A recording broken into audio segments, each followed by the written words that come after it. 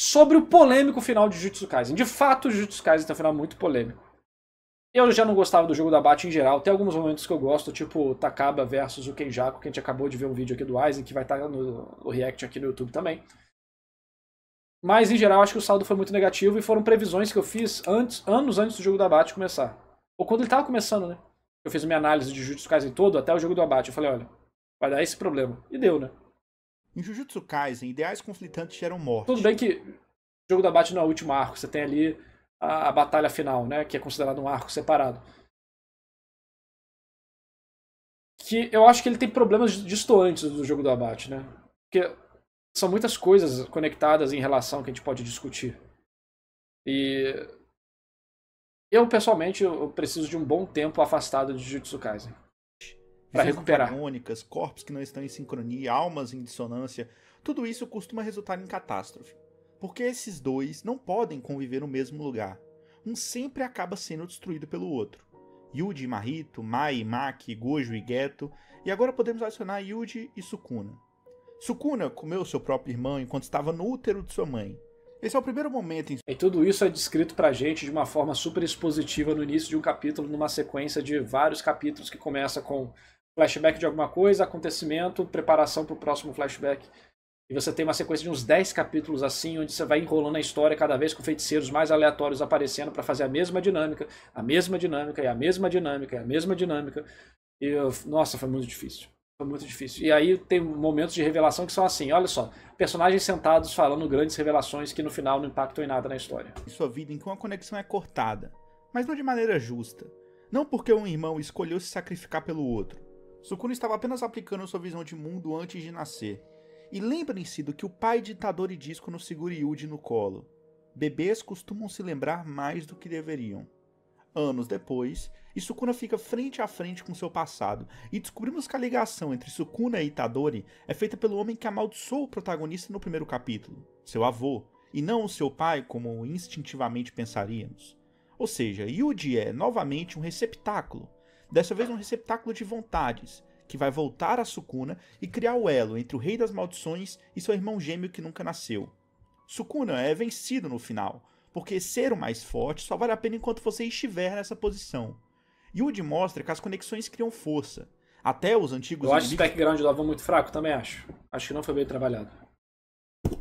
da escola Jujutsu se juntam para enfrentar o vilão final.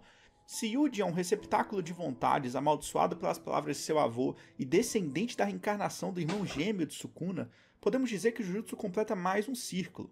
Se esse antagonismo precisa ser destruído Levantar de que tá alguma doendo as forma, costas. ou conciliado caso você seja o caos, tratamos disso no último vídeo, então o final de Sukuna faz todo sentido. Ele é derrotado em seus próprios termos, meramente na base da força. Se a força é tudo, então Sukuna estava errado. Ele poderia seguir um outro caminho. Não é que ele Sim, teve isso é legal, que depois que ele é derrotado, ele fala que ele vai repensar sobre o que ele poderia fazer. Porque é isso, né? Se ele acredita que a força é tudo e ele é vencido por uma força que diz que ele tá errado, ele fala, pois é, quem sabe eu poderia tomar o próximo caminho numa próxima, né? Reencarnação. deveria seguir um outro caminho. O que está sendo mostrado é a mera possibilidade de que Sukuna poderia ser Essa é a forte parte que eu mais e gostei do seguisse o final. caminho do amor Capítulo que Itadori final. acredita. É nesse sentido que o você sou eu parece ser usado nesse final. Não importa o nome que o Sukuna receba, não importa o que ele acha que ele sempre será um humano. E ele sempre terá escolha. O que eu quero dizer com esse início é, eu gosto muito do final de Sukuna. Eu gosto que o Akutami se mantenha até o último capítulo tematicamente muito focado na história que ele está criando, mas sabe onde nos é revelado que a conexão entre Sukuna e Yuji é o Asuki e não Jin? Em uma nota publicada no volume. O que incomoda é justamente que essa consistência temática do Akutami parece não acompanhar o seu desejo de criar mais essa história. O final de Jujutsu Kaisen é um emaranhado de perguntas que o Akutami não está disposto a responder, ao mesmo tempo que ele cria novas situações, com novos personagens e novas consequências que se alinham com a mensagem do mangá. O capítulo 268, a conclusão da luta, termina com a tensão envolvendo a situação de Yuta, que ainda era vaga. Mas olhe pra Jujutsu nessa altura do campeonato. O Yuji tá vivo, o Megumi tá vivo, o Higuruma tá vivo, a Maki tá viva, o Kusakabe tá vivo, Nobara tá viva. É uma tensão que não funciona. Porque conhecendo o resultado da luta, é óbvio que Yuta tá vivo e bem. O Akutami não cria esse mistério barato para anunciar a morte de um personagem. Por isso também era muito mais razoável achar que Nobara estava viva do que morta. É só você comparar como a morte, entre aspas, é tratada no mangá e como a morte de outras pessoas é tratada ali, mesmo em Shibuya. Mas o capítulo seguinte, o 2009... Ali o Akutami deixou em aberto para fazer o que ele achasse melhor no final. Mas eu tenho, tipo, pela entrevista parece que ele ia deixar ela morta. Mas aí, fã e tal, dor de cabeça, ele trouxe ela de volta.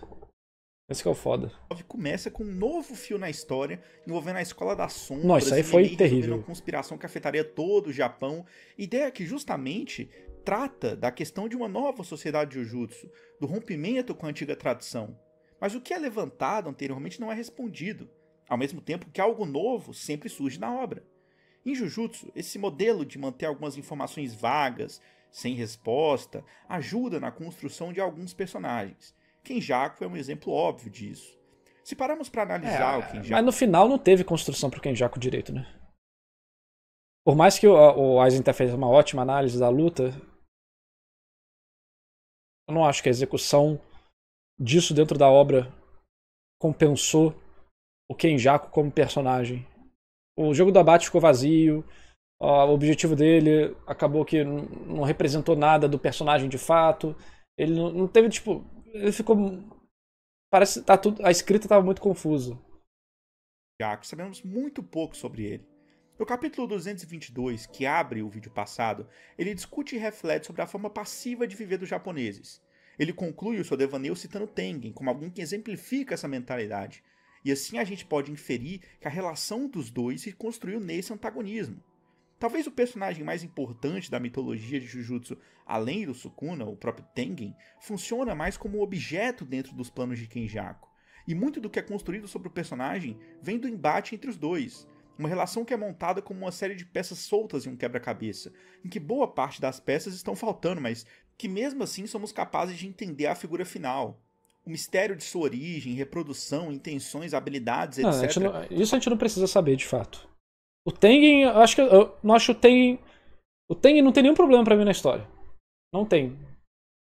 Ele nem é o foco. Né? Ele tá lá e ele faz parte da mitologia desse mundo. Passa a ser seletivamente resolvido durante a obra, o que adiciona ao personagem o ar de um grande mal assombrando o mundo. As pessoas se perguntam como Kenjaku pegou o corpo de Geto, em que circunstâncias aconteceu e etc. Akutami não respondeu. Tudo bem. As pessoas se perguntam como caralhos Nobara sobreviveu. Novamente, a forma como sua morte é tratada em Shibuya já daria um forte indício de seu retorno, mas como ela saiu disso pra isso? Por que demorou tanto tempo? Novamente, Akutami não respondeu. Não, óbvio, tipo... E como é que foi o negócio? Ela acordou, o povo falou, gente, você precisa resolver o negócio aqui. Ela, tá bom, saiu correndo, foi fazer. Você vê que, cara, tipo, não tá bem executado. Ok. Mas ninguém perguntou sobre o Zainu. Akutami é quem trouxe um outro grupo de feiticeiros que por algum motivo se mantiveram completamente isolados durante absolutamente todos os arcos. Por que trazer isso exatamente? Não sei. Ninguém perguntou sobre a origem dos 3 grandes clãs. Akutami foi quem revelou que eles eram derivados de 3 espíritos vingativos. Mesmo que isso não tenha aplicação nenhuma. Uma outra reclamação muito comum e que eu acho verdadeira é que há pouquíssimos momentos de interação entre Gojo e Nobara. Eu acredito muito nos paralelos entre os dois, são justamente Akutami criando esse relacionamento sem a interação explícita. Mas com a ausência de Nobara por boa parte do mangá, mesmo esse relacionamento mais guiado por semelhanças temáticas entre os dois, fica frágil quando no final uma série de perguntas sobre a personagem, a sua história e suas visões sobre o que ela vivenciou ficam simplesmente no vácuo. A carta no final parece ser um dos momentos mais autoconscientes da fragilidade de Jujutsu na reta final. As últimas palavras de Gojo para sua única aluna nessa turma são dando o paradeiro da mãe de Nobara. O quê? Você não lembra da mãe de Nobara? Ela aparece, eu lembro. Pois é, porque ninguém lembra da porra da mãe. Eu lembro, inclusive ela vai falar com a mãe é uma escrota qualquer, não dá em nada, tipo, não existe nenhum tipo de fechamento. A gente conhece ela, ela fala que é isso aí mesmo, não quero essa dor de cabeça, e a Nobara leva a avó dela pra dar uma surra na mãe, é tipo isso. Nobara, porque ela não é importante pra personagem. É como se Geek tivesse visto essas reclamações sobre o relacionamento fino como o papel entre Gojo e Nobara e tivesse simplesmente admitido que eles não se conhecem. Ele viu. Ele fala isso na entrevista, né? Infelizmente. Complicado. conheciam tanto assim. Quando o professor prefere revelar uma informação inútil à personagem, ao invés de falar sobre sua amiga Saori, que é quem de fato importa para Nobara. Novamente, me parece proposital, autoconsciente por parte do Akutami, mas sem nunca lidar com a questão que é de fato o problema. Eles não interagem, e qualquer arco é descartado quando ela some em Shibuya e você faz um mistério bunda ao redor da volta da personagem. Mesmo que a tal morte pudesse exatamente tratar de como ela aceita... Cara, mesmo que... Suponha que nunca teve o mistério da morte. Mas era o seguinte, a gente vê alguns flashes da Nobara em um tipo de cirurgia, da Nobara no hospital muito mal, o Itadori visita ela uma vez, ela continua muito mal, ela meio que sempre quase morre, tá sempre quase morrendo. E, tipo, você tem esses flashes durante a história pra manter aquilo. Ela vai morrer ou não vai morrer? Vai morrer ou não vai morrer? Aí você, meio que você sabe que ela não vai morrer, mesmo que você saiba disso. No finalzinho da história, a gente vê que... Pra não ser muito explícito, né? A gente vê o quarto dela, a gente percebe que é o quarto dela de hospital, sem ela na cama, com a coberta levantada. Tipo, isso seria um dia, algumas horas antes dos acontecimentos que ela é necessária. E aí a fandom vai ficar, caralho, meu Deus, levantou, porra. Porque você já cria a expectativa dela voltar. Você sabe que ela não vai morrer, mas você cria a expectativa dela voltar. Tá todo mundo, ela vai chegar. E quando ela chega, todo mundo explode. Mas não, você não tem nada disso. E ela chega, aparece, faz um negócio conveniente pro roteiro. Você fica... tá? o seu passado e parte pra outra vida sem arrependimentos, ela não morreu. E dificilmente teremos uma resposta sobre tudo que aconteceu. Essa sempre foi a intenção, foi um problema de saúde, enjoou da história, pressão externa. Não vou ficar teorizando, porque no fim é uma resposta que não importa em nada. O contexto que aconteceu não muda nada em relação ao mangá, porque tudo continua lá do mesmo jeito. No máximo vai adicionar uma curiosidade na produção dele. E sendo sincero, observando o cuidado que houve até o final e manter uma consistência no tratamento dado aos temas trabalhados durante a obra, incluindo a página final que sacramenta isso, fazendo Eu meio que discordo dessa parte, sobre como o simbolismo, o tema foi trabalhado de Jujutsu Kaisen. Eu acho que foi bem... eu acho que nunca foi o forte, mas estava lá. E no final, o Gege perdeu completamente o controle da obra. Em todos os aspectos.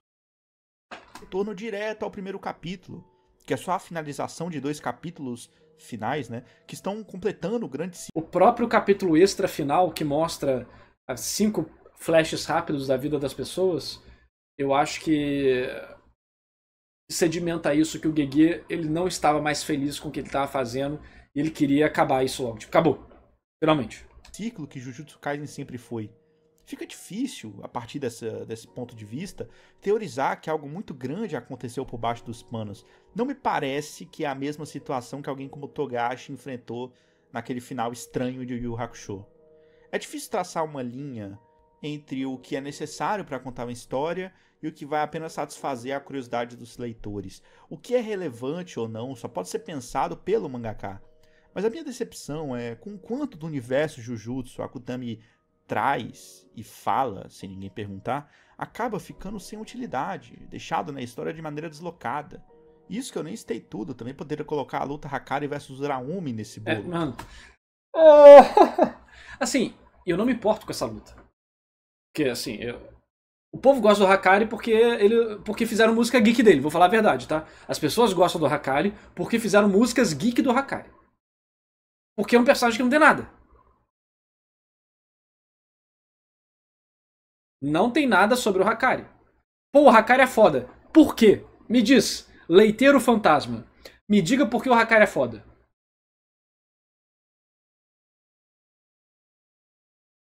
Ele é famoso na gringa por quê?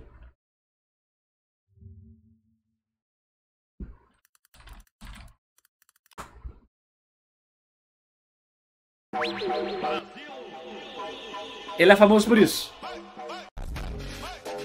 O Hakari é famoso por isso. Você duvida que ele é famoso por isso? 39 milhões de views. O Hakari é famoso por isso, cara. Porque fizeram a AMV dele dançando. É por causa disso aqui. Vocês sabem disso, né? Tipo, eu vou falar a verdade. Ele é famoso por causa disso. Porque fizeram esse clipe.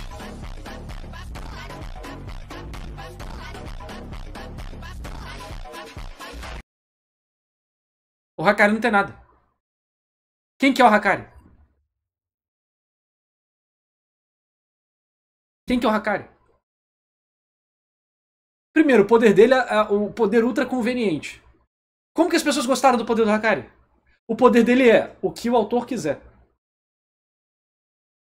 O poder do Hakari é de aleatoriedade, né, basicamente. Ele tá jogando pachinko. O que isso significa efetivamente para a obra?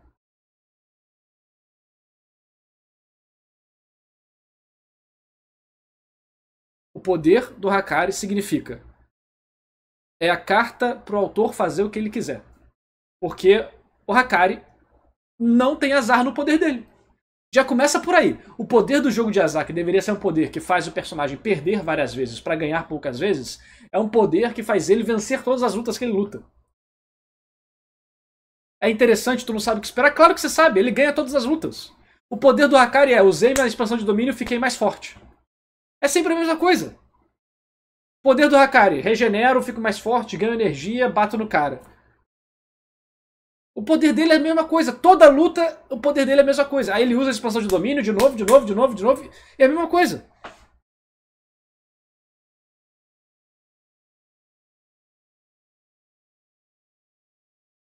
Pois é, aleatoriedade não existe em ficção. Ele só teve meio que uma luta, né? Ele teve a luta contra o cara do mangá, não foi? A luta contra o cara do mangá, a luta contra o Raumi. E quem mais? Acabou? Não, ele teve a luta contra o... O cara do raio também, não teve não? O Hajime.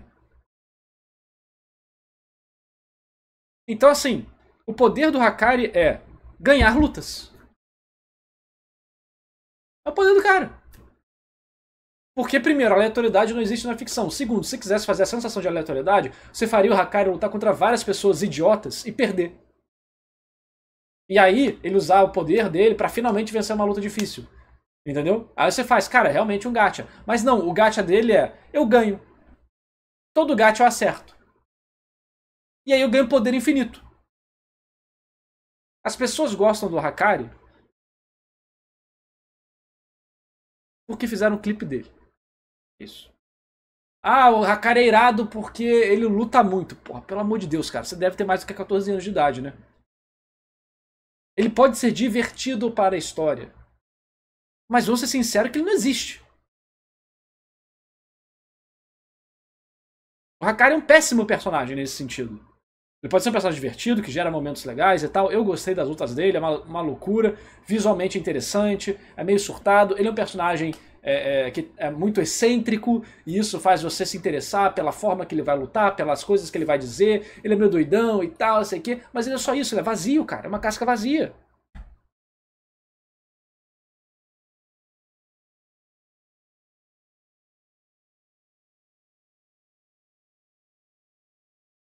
E assim, tudo bem você gostar dele, porque, cara, ele é muito doidão, hahaha. Mas o nível de loucura que as pessoas têm pelo Hakari é incompreensível. Isso que eu nem citei tudo, também poderia colocar a luta Hakari versus Raumi nesse bolo. Como o Hakari e Sukuna se parecem, como os temas envolvendo lealdade de Hakari a si mesmo e de Raumi a Sukuna, que no final da história acaba sendo recompensado quando o Sukuna escolhe que em outra oportunidade seguiria outro caminho. E o fato de que, né, a luta dele com a Raumi desapareceu. Por quê? Eu comecei falando isso porque a luta dele com a Raumi não significa nada. O Aizen tirou leite de pedra aqui pra falar que o Hakari, o Sukuna, o Raumi, sei o quê, mas a luta deles não significa nada. Não existe motivo nem pessoal para os personagens estarem lutando, não existe motivo simbólico, pelo menos... Aqui parece um motivo simbólico acidental, porque não tem nada na obra que reforce isso como um paralelo de contrastes que está sendo combatido. Não tem. Eles mesmos falam isso? Quem? Quem fala o quê? Escreva pra mim, por favor. E assim, como a arte é uma via de mão dupla, o Aizen pegar isso aqui, você consegue, caramba, realmente, pode ter um negócio aqui, um negócio ali, pô, interessante. E você tira esse valor da obra, isso é muito top. Mas, cara, é inegável que essa luta do Hakari contra o Almin não tem peso. Ela tanto não tem peso que ela não acontece. Ela não acontece.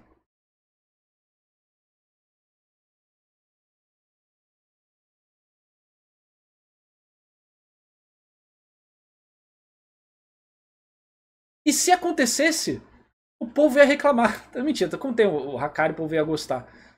Porque ele é carismático. Esse é o único valor do personagem, assim, dentro da história, que ele é carismático, né? Porque, fora isso, ele é uma ferramenta pro GG fazer o que ele quiser. E vencer as lutas que ele não consegue vencer. Mas, cara, a luta aqui não significa nada. É igual o Zoro lutando contra o Lute em Egghead. Não significa nada. É puramente para tirar o Zoro de uma situação onde ele seria conveniente demais para acabar com tudo, porque ele é muito poderoso. Aí você pega um personagem e deixa eles lutando off-screen. Assim você deixa ter uma desculpa plausível para falar que o personagem não pôde ajudar naquela situação que seria facilmente resolvível se ele estivesse lá. A mesma coisa com o Hakari. Seriam interessantes ou avançariam a mensagem no mangá, mas nunca saberemos, porque a luta foi completamente picotada, sem ritmo de porra nenhuma. Sim. E se você somar todas as páginas que tratam dela, dá um capítulo ou menos que isso. É decepcionante, é como se fossem várias perdas de tempo e um material que claramente tenta ser muito focado. Mas é isso, né? Se você gostou do final de Jujutsu ou não, deixe aí nos comentários. E é isso. Eu gostei dessa cena aqui, tá? Inclusive, eu gostei... Mano, essa finalização do Sukuna, eu achei que foi muito legal pro Sukuna. Eu acho que o Sukuna teve uma das melhores apresentações de vilão dos últimos tempos, em Shibuya. Eu acho que o Sukuna vs Gojo vai ser uma luta estudada pelos mangakas do futuro e vai ser uma das... Eu não acho que... Legado narrativo, eu não acho que Boku no Hero vai deixar. Eu não acho que Kimetsu vai deixar. Eu não acho que...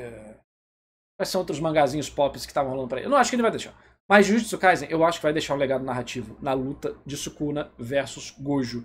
Essa luta será estudada por mangakas. Porque é uma luta que furou muita bolha. E ela teve um evento, virou um evento da vida real. Isso vai ser estudado. Então tem coisa em Jujutsu Kaisen que tem extrema qualidade, que é muito importante da gente aprender. Eu tenho meus 1 milhão de problemas com Sukuna, mas essas duas coisas eu acho dignas de nota, de verificação, de estudo. O GG conseguiu marcar com isso. E no futuro vai ser relevante. Eu tenho essa crença. A avó fala, narrador é hater de Jujutsu Kaisen. Porra, você que tem 14 anos de idade. Mas, esse finalzinho aqui eu gostei muito, né? Só que eu acho que o Sukuna ficou um vilão perdido na história. O Sukuna ficou muito perdido na própria história. Tchau. Tu acha que Chainsaw Man vai deixar legado? Não sei, porque eu não li muito da segunda parte. Aqui, Chainsaw Man é uma... Foi um pedido da Shonen Jump, né? Eles recusaram Shingeki no Kyojin, aí vendo o sucesso de Shingeki, eles pediram uma obra pique Shingeki, e aí veio Chainsaw Man. E pra Shonen Jump realmente é um marco, né? Pra Shonen Jump é um marco, uma loucura. Agora, se isso pro mundo dos mangás vai ser, não sei. Eu tô falando assim, tipo, de realmente ter um elemento bem pontual, específico, tá? Que vai ser estudado. Chainsaw Man eu não sei.